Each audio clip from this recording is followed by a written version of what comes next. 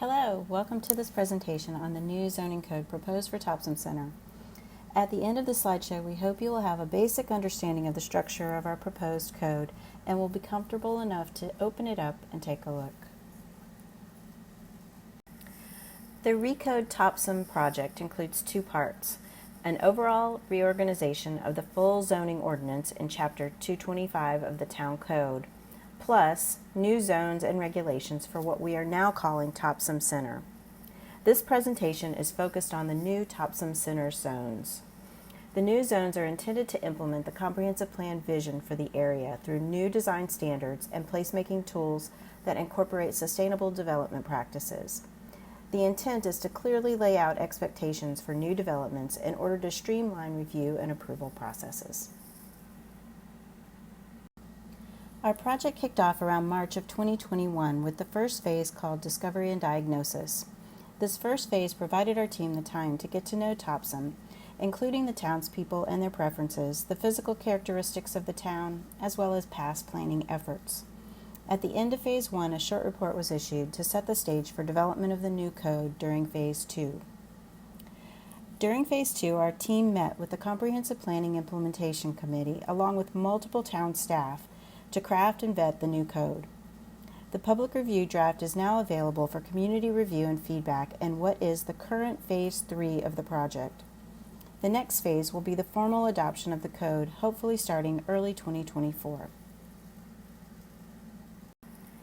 The 2019 Comprehensive Plan Update serves as our guiding framework, establishing several big ideas gleaned from community input and focused on the center of Topsham. The draft code is intended to work towards implementing these goals, specifically the 5 highlighted here. The new code deliberately orients development to the street and sidewalk, creating more activity, gathering spaces, and social interaction on the street. The new code supports smaller scale development and home-based businesses in mixed-use and live-work spaces within the Topsham Center area, and the new code supports a variety of new housing types. The comprehensive plan established the center of Topsham as the intentional growth sector. This sector is designed to guide growth to what we are now calling Topsham Center. The purpose of defining this growth area is to conserve and preserve the rural feel of the rest of the town and protect existing neighborhoods. The comprehensive plan specifically called for updating the town's zoning regulations in order to establish design standards and placemaking tools to support and guide the redevelopment of Topsham Center over time. The plan also recommended utilizing form-based regulations to ensure the new zoning and design standards reflect the character, history, growth, and potential of Topsham Center. So what do we mean by form-based regulation? Well, since zoning was first established to separate uses such as industry and housing for public health benefits, today most zoning is still use-based. In other words, towns are mapped where residential uses, commercial uses, and industrial uses are allowed, separating those uses and regulating very little of the building form. Form-based zoning, on the other hand, is much more focused on building form, relying more on building design for compatibility between a mix of uses. Uses are still regulated, but the focus and organization is based upon building form. Think about a typical American Main Street that includes a mix of uses, but in a very specific, walkable form. The mapped zones in form-based codes are created based on similar building patterns, often using a building typology to organize the regulations. Form-based codes are intended to be used in walkable locations where the design standards are concentrated on the street facades, and the buildings work together to create districts of activity.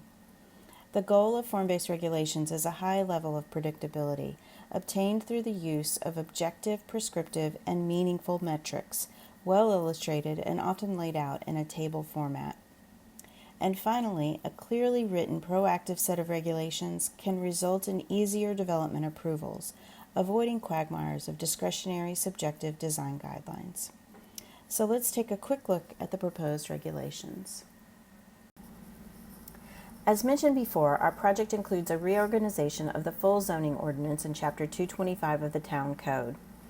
Here you see the proposed table of contents.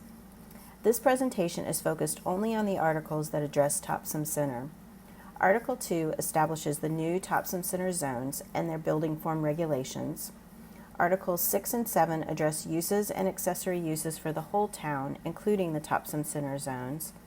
And Article 8 includes specific building design regulations for the Topsham Center zones only. Let's look at the proposed new zones first, along with the map illustrating where each zone is proposed to be located. The comprehensive plan created an illustrative vision for several of the subareas of Topsham Center. Those subareas directly informed the establishment of our proposed new zones. 7 new zones are proposed to implement the vision for each of the subareas of Topsham Center. The name and general location of the lower, middle, and upper village zones is retained, though the regulations within those zones have been rewritten. The Topsham Fair Mall area has been divided into 2 zones, the commercial mixed-use zone and the mixed transitional zone, since Park Drive has a very different character and set of uses than Topsham Fair Mall Road. The Master Plan District Zone applies to the Crooker District and is specifically focused on implementing the clear vision established in the Comprehensive Plan. And finally, the Mixed Residential Zone in the Annex is slated specifically for a mix of housing types.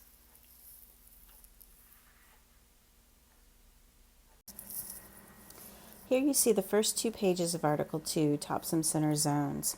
Let's take a minute to notice how the layout of the proposed code is organized to get as much information on the page using 2 columns of text.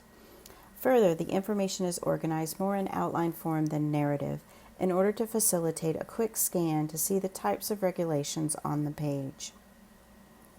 The right-hand page includes the first set of building regulations by the zone. Notice the table format for the regulations key to the diagrammatic plan above. Let's take a closer look at these regulations. Within the table header in dark gray, you see the Topsham Center zones listed. Step 1 is to look at the zone map and determine your zone. Step 2 is to view this table to determine your basic building location on the site. Down the left-hand column are the typical regulations you might see for a zone: front, side, and rear setbacks plus overall site coverage. Note that the front setback is a range, including a minimum setback and a maximum setback. This is to require the building to be located towards the street, with the parking to the side or rear. Also note the illustration shows 2 options: a single building on a lot on a corner, or a series of buildings on a single lot surrounding a courtyard. The table also includes a courtyard setback to ensure the courtyard is usable and village scale. The third step is to determine your building type. This table in the document is a key to which building types are allowed in which zones, again with the zones arrayed across the top and the building types along the left-hand column.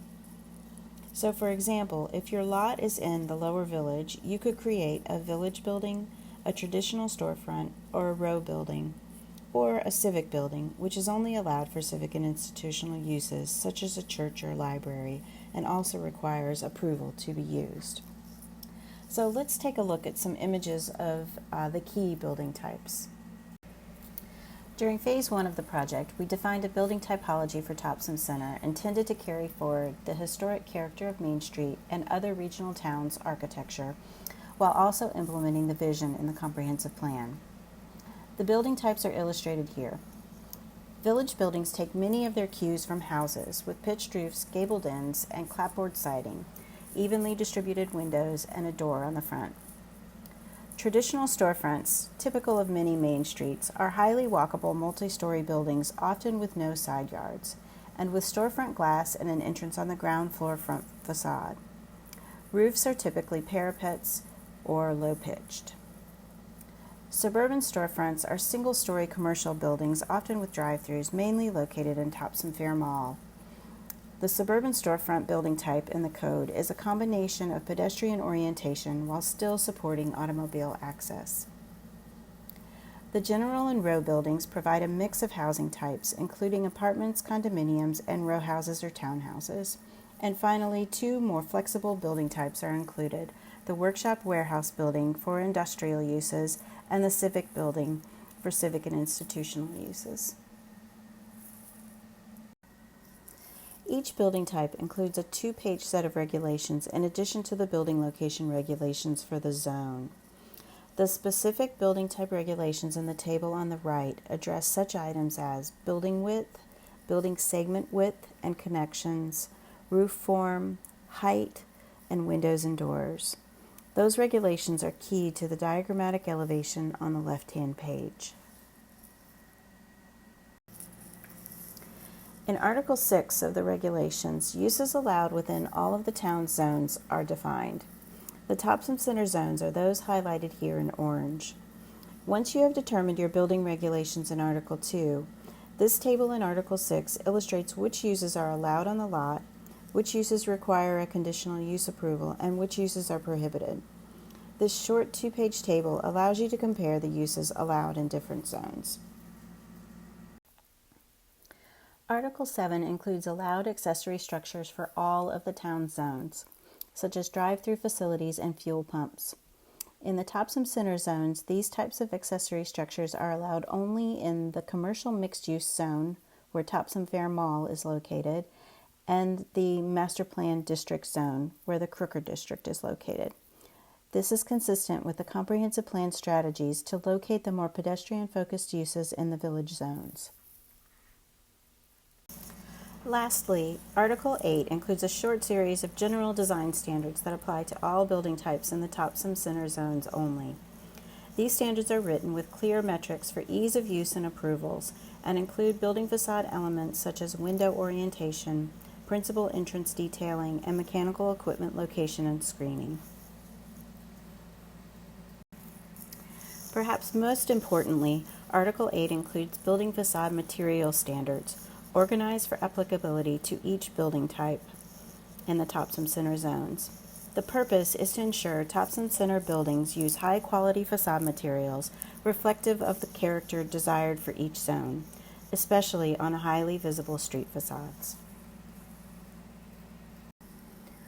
All of these regulations were written with the vision documented by the comprehensive plan in mind, where new walkable mixed-use development is encouraged in the Topsham Center area, but at a scale and character appropriate for the town.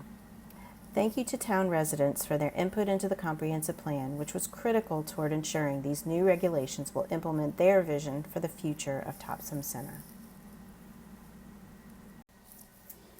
We hope this presentation encourages you to take a deeper look at the new zoning code proposed for Topsham Center, and please send your comments and let us know your questions. Thank you for your time.